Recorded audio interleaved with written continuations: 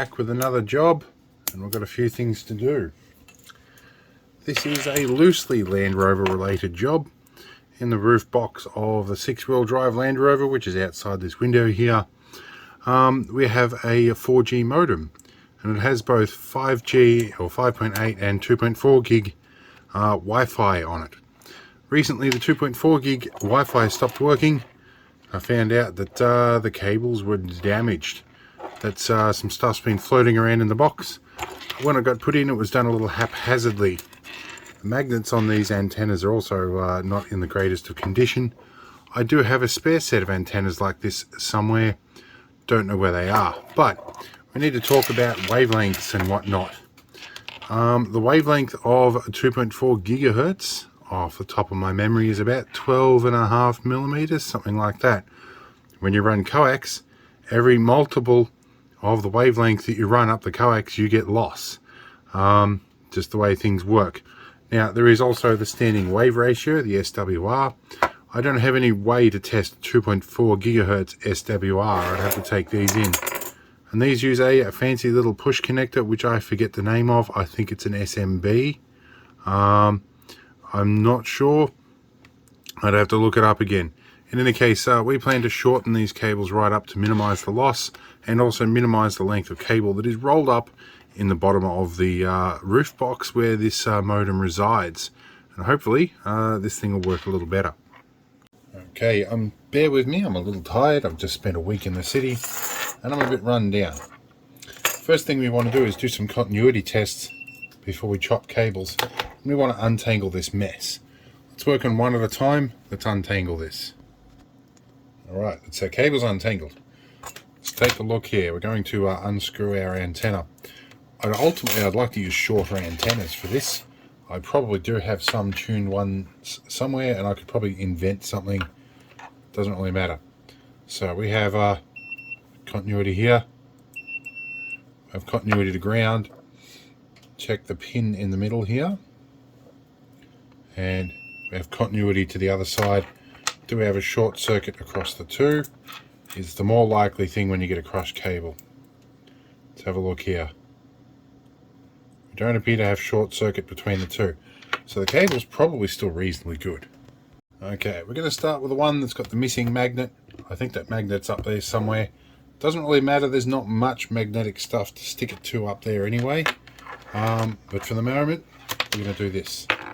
Where's our damaged bit? Here's our damaged piece of the cable. We're just going to snip straight there because that side of the cable is pretty useless. We will shorten this up a little bit more. But for now, we want to see what we can do with this. Can we get into this and repack this? Okay, now I'm exceptionally tired, so you'll have to bear with me here.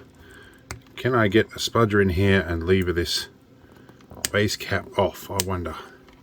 I'm not sure if this is actually meant to be a ground plane or if it's actually just not connected at all.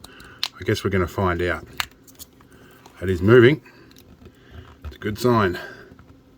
You can see where I had reattached the magnet with epoxy at a previous point in time. I guess we're going to keep working on the bit that does work. So it's not a ground plane at all, it just goes into this fitting and goes to the antenna. That could work to my benefit. Oh no, here we go, the ground does touch onto this piece a little bit. Okay, but that does mean I can repack this relatively easily. Now the second unit has a number of breaks on the cable here in different places. So yeah, we're going to go closest to the connector on this side. Snip that one off. That's a bit of dud cable over the back there. And we're going to try and refit this one as well. Okay, we're at the point where I went to measure things and calculate the number of wavelengths and whatnot that are on the coax. And I went, you know what, it's just never going to be perfect.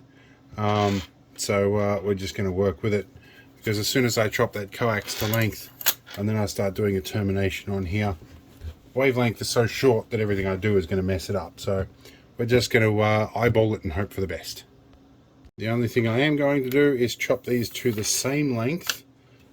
Because it's operating in a MIMO setup, we really want the same in and out length. It's about all I'm going to do here. but this is way shorter than what we had. Still puts them far enough away to be out of interference range, but close enough that they're not going to get bumped into where they were before. Last time it was a big coil of cable taped up. That, of course, is not great for creating induction as well. So let's get these things cleaned up and see if we can get a new antenna fitted. So we're going to turn on a soldering station here. Over in the corner, we're going to bring some flux core solder out of here. We need to bring across our suction vent over the top. Turn it on. While we're waiting for the iron to warm up, we're going to strip back a little bit of coax, although I think I'm going to reuse these fittings.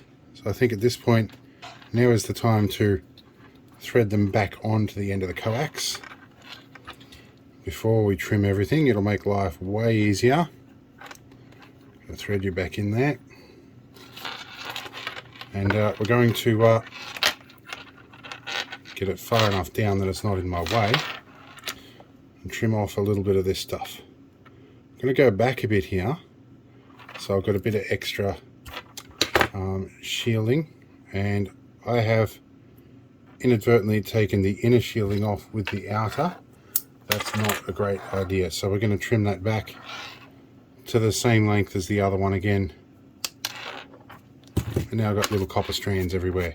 At least it is copper and not like copper plated aluminium or something. Alright, let's try this again. We want to go squeeze a little bit and be a bit more gentle this time. It's some very soft insulation, which I think has probably led to the problem that we're experiencing, or led to the need to do what we're doing now. There we go. We've got our inner insulation on there. Got our shielding off that side. We'll give that a quick little twist. We'll do the same to about the same length here. We want to go about there. Okay. Get you out of the way. We're going to give it just a gentle squeeze around here. We might angle our camera up a little bit. Give things a gentle squeeze here. Pull that off. That is some really soft insulation. Alright, there we go. Got some shielding here.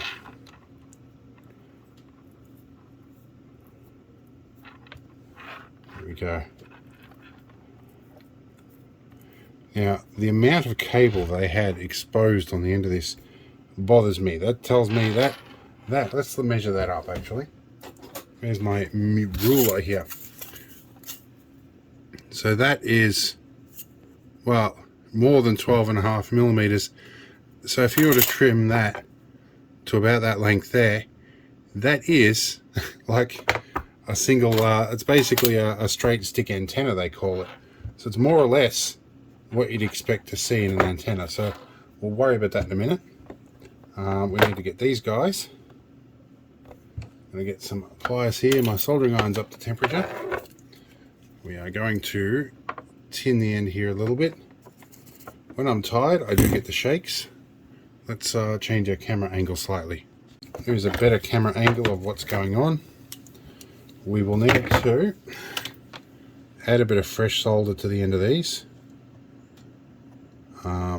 just because it helps things flow a little bit better. And then we will need to grab the old conductors with pliers, warm up, and hopefully remove. Yeah, they're just on a post. They're not even in a hole. They're just on a post. Well, if that's the case, it should make this a lot easier if they're just on the post. There we go. Cool. Okay. Alright, what we're going to do here, we're going to shorten this right up, minimize the amount of exposed copper we have here. Okay. Or exposed dielectric, I think is the word. It's unshielded. Yeah. Although it does feel like there's a hole in the middle of that. Anyway, we've got a lot less exposed on that end now, which is good. Now this next bit, slightly tricky. These are sort of like a push fit deal in here. So I'll see if I can get that and push it in with a pair of pliers. We might get lucky. we did. We got lucky and it pushed right in. So now if I can pull this back down, and of course my solder joint let go, so it tells me that wasn't hot enough by any sense of the word. So we're going to have to pop that out and start again. Okay, my solder joint didn't hold. So here's where we sand things up. There is actually a hole in there. Okay, the plot thickens. Okay, now I do have a bit of blue tack on the thread there, but not the end of the world. Spin you around a bit. And push you back in that way. Magnets, they can be a blessing and a curse. I'll need to find something to put on the other one. Alright, there we go, we're in. Can I advance this one through? I don't want to squish that coax too much. There we go, that's about all we really want to do. Now this was apparently designed to go... I hear crackling bags, that's probably my apprentice getting into a lolly box. My apprentice of lately has developed quite the sweet tooth. Now, let's get into this. This is the ground plane. We are going to extract some hot glue off this. But I don't think it really needs the magnet as part of the RF side of things. I think that's purely just so it can stick onto things. I would feel better if this was soldered on, you know. So what I might do here is get a bit of sandpaper here, scrub up this section, get a little bit of solder into here. This is going to be a pretty messy job with plastic and all and whatnot. Alright, now we're up for continuity testing. The magnet has got in the way again. I'll have to find another magnet for the other side. Let's find a blob of blue tack again. I didn't bother soldering the other one. I managed to neaten this up. I'm not bothering with that. I will see how it goes. It's probably not going to be great RF wise, but these things aren't anyway. So let's check our ground is good. Let's check ground on the other one.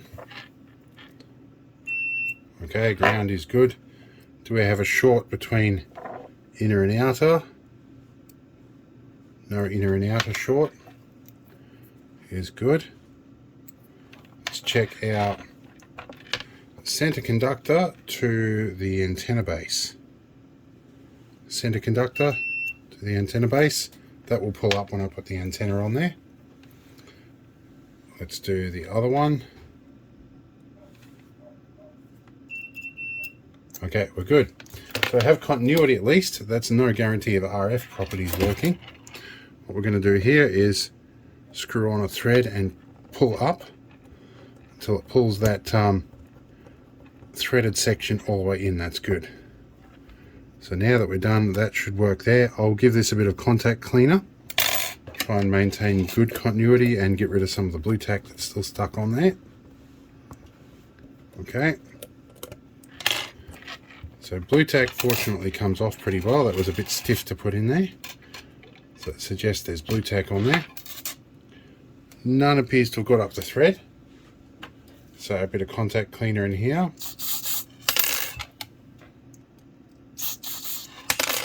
Bit on this one, bit on this one. Alright, we should be good. Reattach our antennas and we'll go and plug them in and see if we have 2.4 gig back.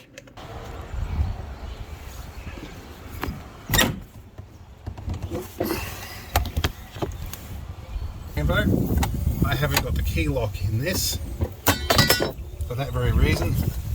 Makes it easy to pull off. This is our modem.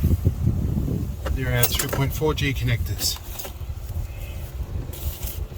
So I've got the 2.4G module disabled at the moment. Let's connect those in. Put our modem back on. Put our unit back there. I will come up with something better later on to do this. Okay, now one antenna's got a mag base, so we can stick that straight on there. This one doesn't. There's a 4G antenna sticking up over the top right here that we don't want to interfere with, but we don't want to keep the same polarization.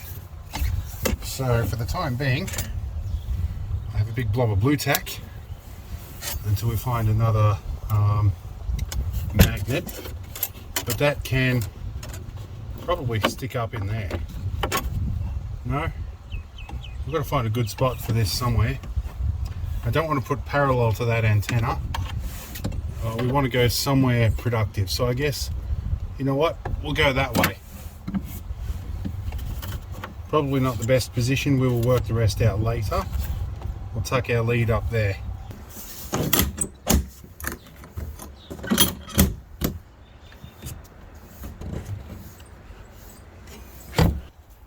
This gives you a bit of an idea of the setup.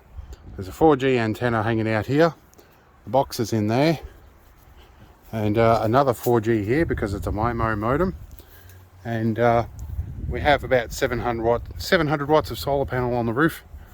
This is a 24 volt system. This is a 12 volt start.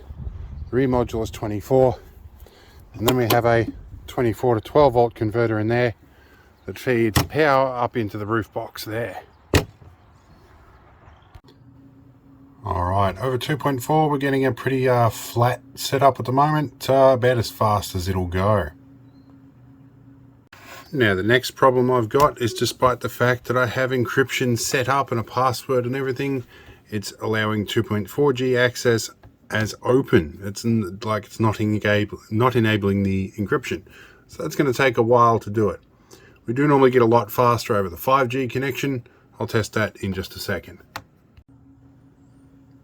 Okay, a little bit quicker over 5G, but more or less the same speed, and it's pretty flat. So we're pretty well throttled through that Wi-Fi connection, but we're just got to go sort out our...